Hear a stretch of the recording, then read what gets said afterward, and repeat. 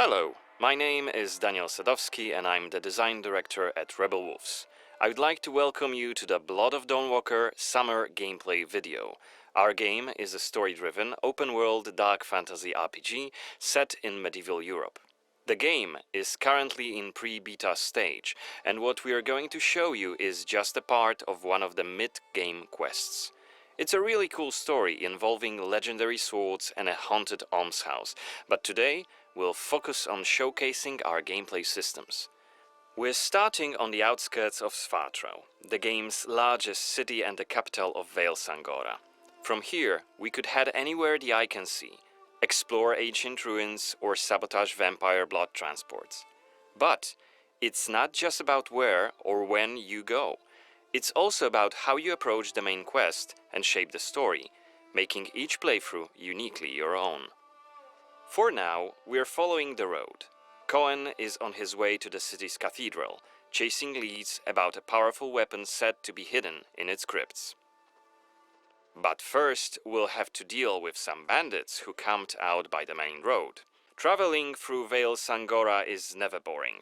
The world is dense with quests, random encounters, and locations steep in lore. This will be a great opportunity to show you our combat system.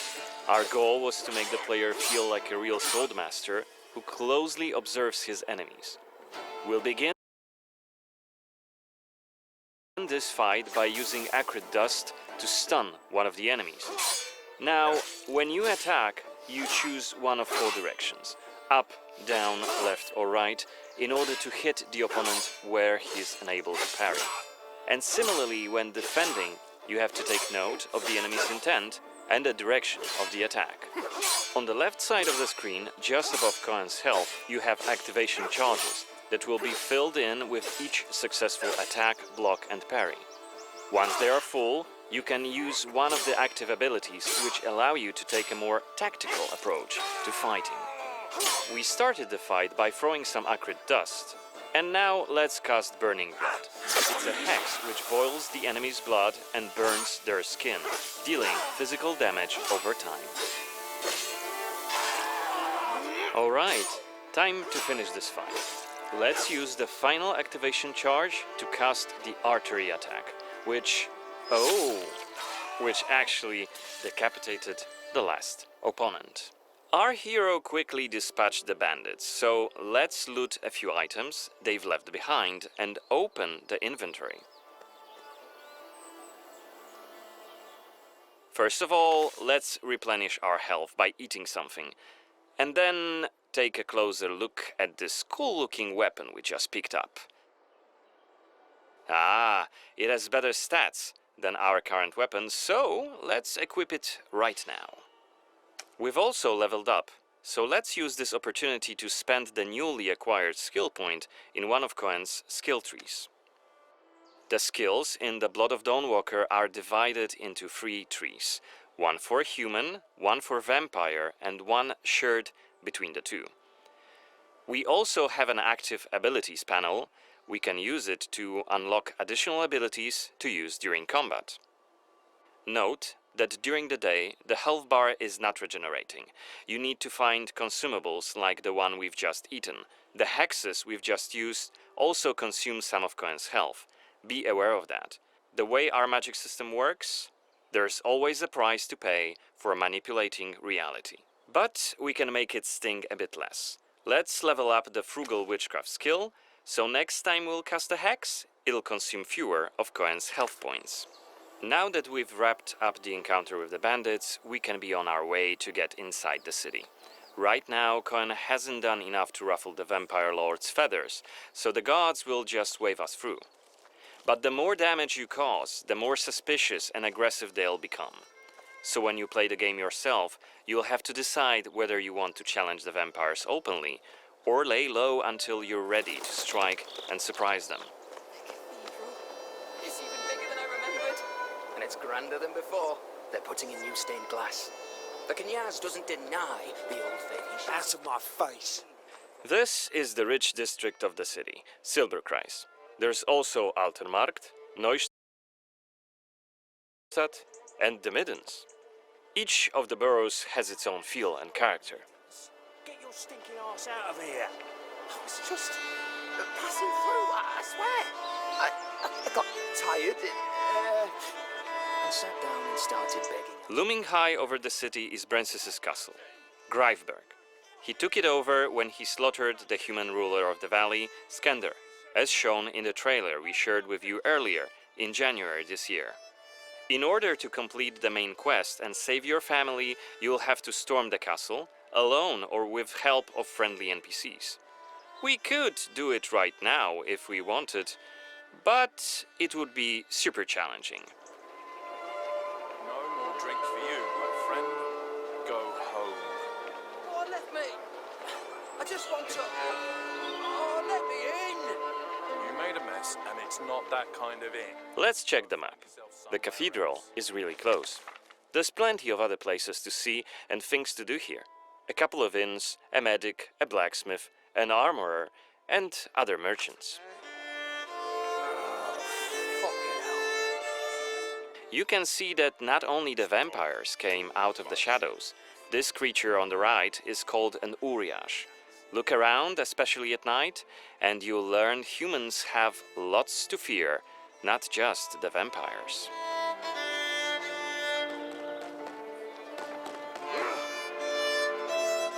And here we can see guards pounding on some poor guy's doors. Nice. What is it about? You've been disrespecting the Yaz, singing songs that mocked him and the faith. Who told you this nonsense? Was it Livia? Open the door. It's just one of many different community scenes we're implementing in the game. Watch them closely when you play, as they might point you to new quests and hidden treasures, or signal changes in the game's world. Once again, I humbly beg of thee. I humbly... Ouch! I don't want to say it, Mum. It's a prayer. It's what we have to say. Go on. I humbly beg of thee, protect him and Thou art sent forth. Okay, we are at the cathedral gates. Again, since Cohen isn't yet wanted by the vampire regime, and it's daytime, we can simply walk inside.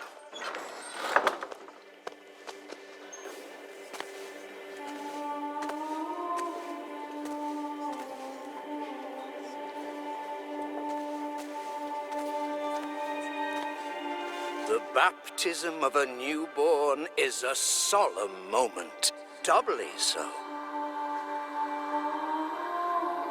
A new life joins our flock, bringing happiness to its parents and to the congregation. Natus ex sanguine est, alitur sanguine, et in sanguine morietur. Ego te baptizo in nomine Dei. Amen.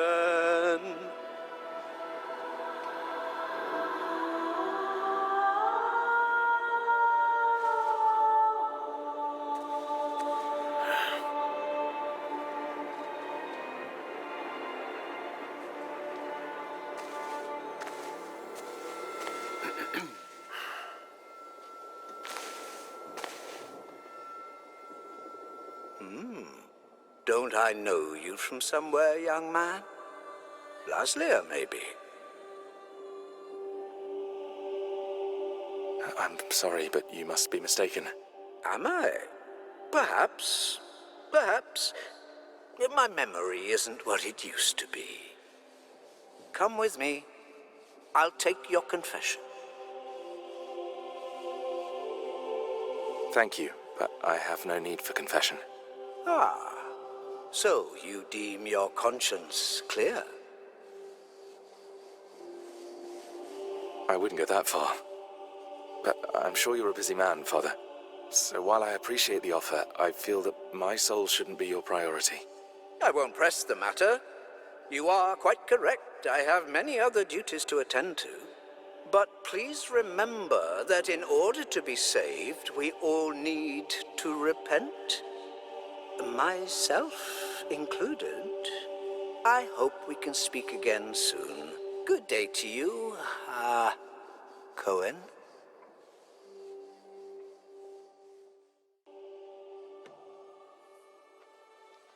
What we saw right here was just one of many cutscenes we recorded for the game, which smoothly transitioned into a dialogue scene. We use cutscenes to highlight key scenes or showcase interesting bits of lore. Like this blood baptism. Creepy, isn't it? The core feature of the Blood of Dawnwalker is the dual gameplay loop. Remember, Cohen may be a human during the day, but he turns into a vampire at night, and has a different set of skills at his disposal. And this is just one variable that affects our quests. Depending on when you tackle a particular quest, what choices you've made earlier, whom you befriended, or whom you've angered, your gameplay and story experience will be very, very different. So each quest is a complex structure with multiple possible paths leading to the end goal. We maximize players' freedom and agency, offering you a narrative sandbox to play in. I wonder what secrets may be concealed up there, just beyond Cohen's reach. And how do we get there? It's impossible to do during the day, but come night, it's an entirely different story. Let us explain what we mean by taking our current quest as an example.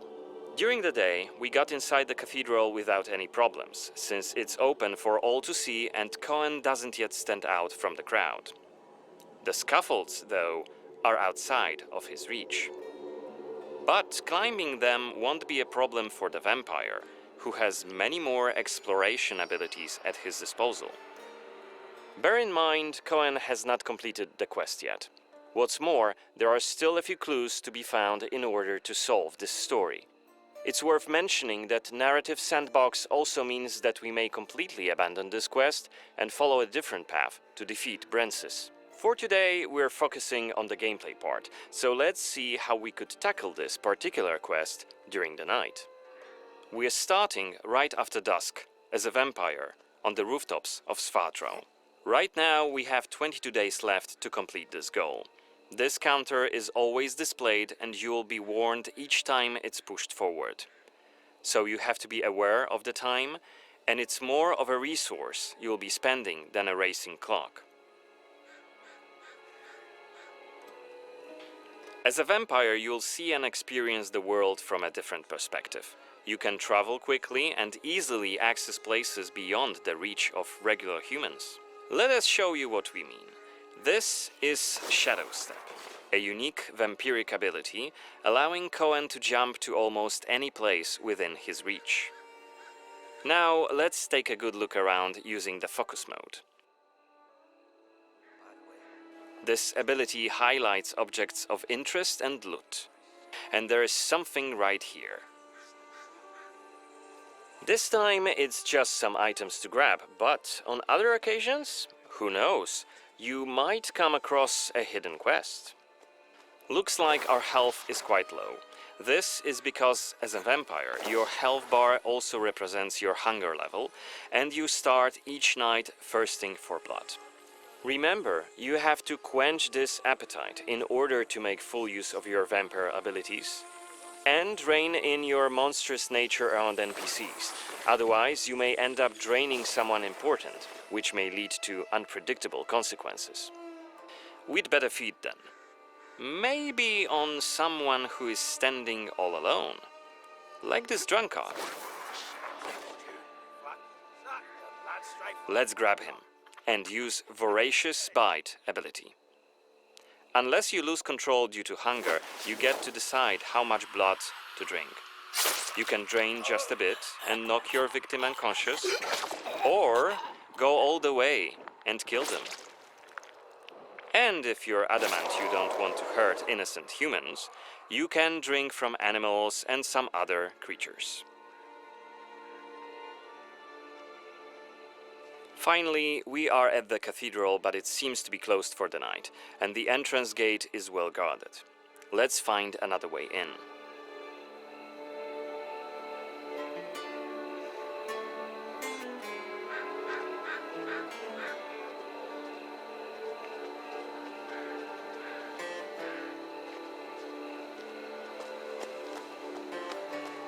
Shadow Step is not the only vampiric ability you're gonna learn during your playthrough. Cohen can also use Plane Shift to scale walls and even ceilings smoothly.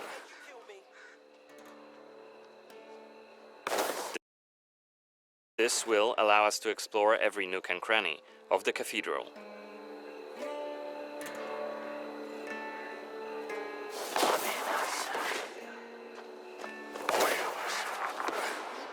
Blood to blood.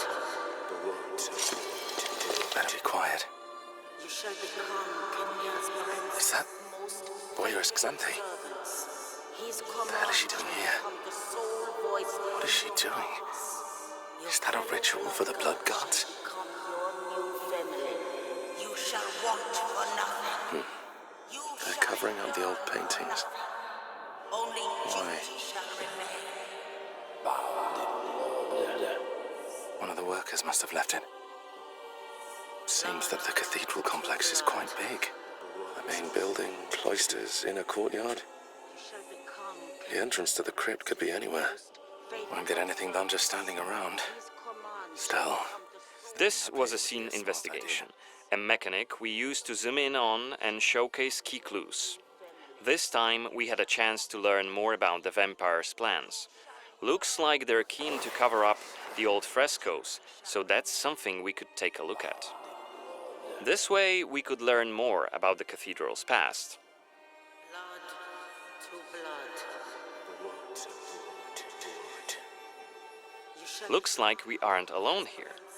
Underneath us there's a group of blood guards, soldiers hooked up on vampire blood, which makes them stronger. And one of Brances's vampire allies. It's Xanthi, the oldest vampire in Vale Sangora, and quite a powerful lady. Let's descend and check what's going on.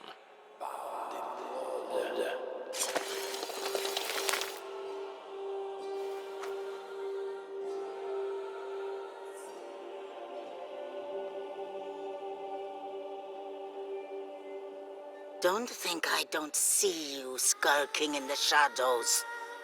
Come out.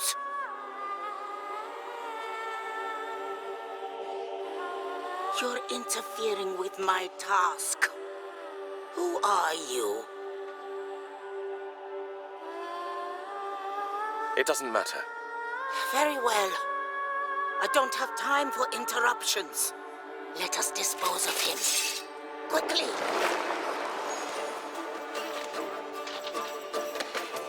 You've withstood it. Fascinating.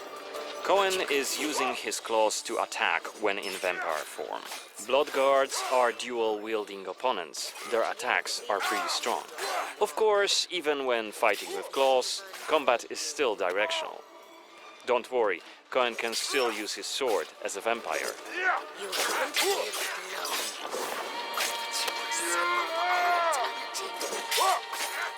Only after defeating all three of the blood guards, Xanthi deems Cohen worthy of a challenge, and she descends to face him.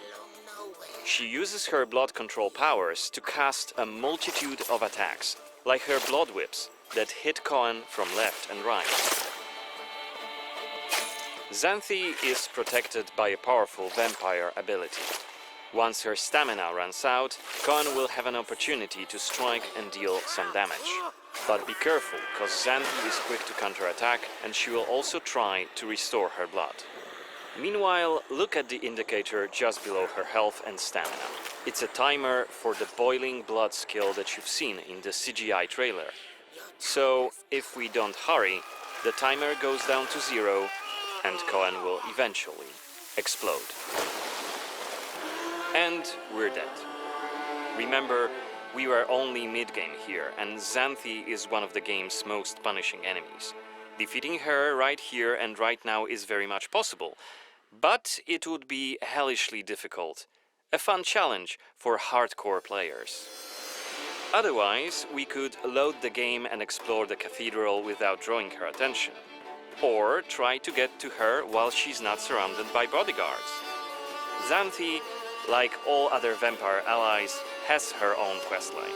Explore it, and you can learn more about her past, motivations, and maybe even try to reason with her. What you do is entirely up to you. Remember, our design principle is the narrative sandbox. There is no difference between main quests and side quests. There's just different stories that you weave together into your own unique adventure. But that's coming in 2026. For now, I'd like to thank you for joining me on this gameplay video presentation. We've just shown you a tiny glimpse of the Blood of Dawnwalker. There's definitely more to come in the coming months, so stay tuned for any updates being posted on our social media profiles. Goodbye!